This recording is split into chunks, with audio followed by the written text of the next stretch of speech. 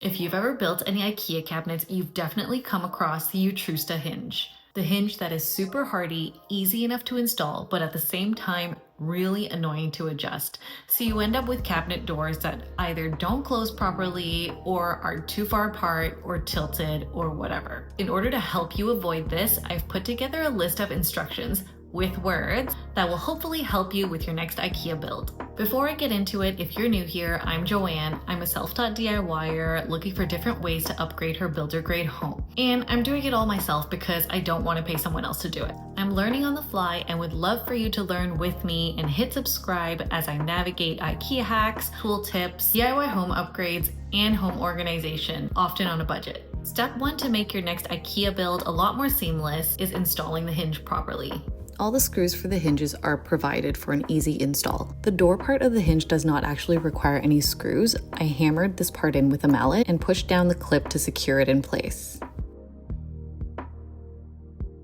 Then I attached the cabinet part of the hinge to the cabinet wall, making sure that this hook part is facing outward and that it's at the same level that my door hinge is. This little metal bar at the back of the door part of the hinge is what hooks onto this part of the cabinet hinge before you snap it in place.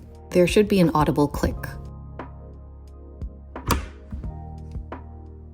To release the hinge, there is a small piece of metal at the back you can press when you need to remove the door.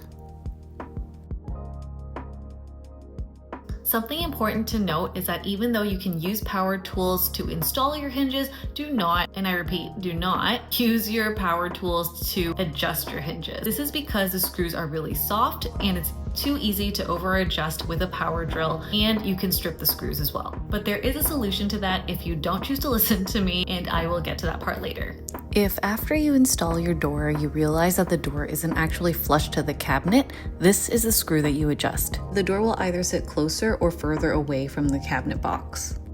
If you are working with cabinets that are on top of one another, and either there is a big gap between them, or if they're too close together and they won't close, this middle screw is the one that you adjust to move the doors up or down. The same logic goes for two doors that are side by side. If there's a gap between the doors, or if the doors are so close that they're hitting each other, you need to adjust this screw to move the doors left or right. I'm really happy with the Utrusta Hinge soft close feature that is built into the hinge since I don't have to get an additional damper. It does close pretty slowly though, so this is a hack to speed up the soft close speed. This here is the soft close feature of the hinge. Currently I have mine on for both hinges, and this is how the door closes. When both the soft close hinges are off, this is how the door slams into the cabinet box.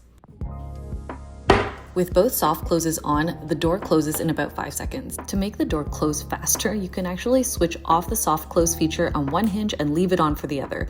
Now it closes in about 3 seconds. For a speedier soft close on a 3-hinge door, I would recommend turning off the soft close feature for the middle hinge. The door is bigger and heavier, so if you turn it off for 2 of the hinges, the single soft close damper on the hinge is not enough to keep the door from slamming shut.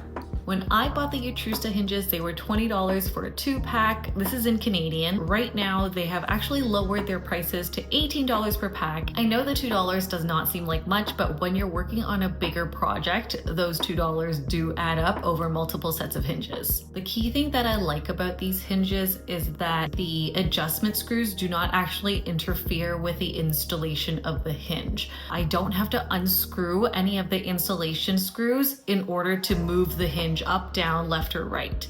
Some of the hinges I've used, I've had to do that, and it's definitely created a problem, especially if you're using it for IKEA furniture. If you're using real wood, you might have a bit more leeway, but screwing and unscrewing out of wood or any other material is never a great idea, especially not when it comes to IKEA materials, which is essentially particle board or melamine. On that same note, because the install screws for the Utrusta hinge do not interfere with the adjustment screws, if I strip the adjustment screws, over adjust it, and everything's stuck, as in it won't move up or down, left or right, in and out, I would be able to unscrew the install screws so that the hinge comes off completely and replace it with another hinge. It's not the cheapest option, but at least it is an option, so your hinge is not just stuck there with a crooked door.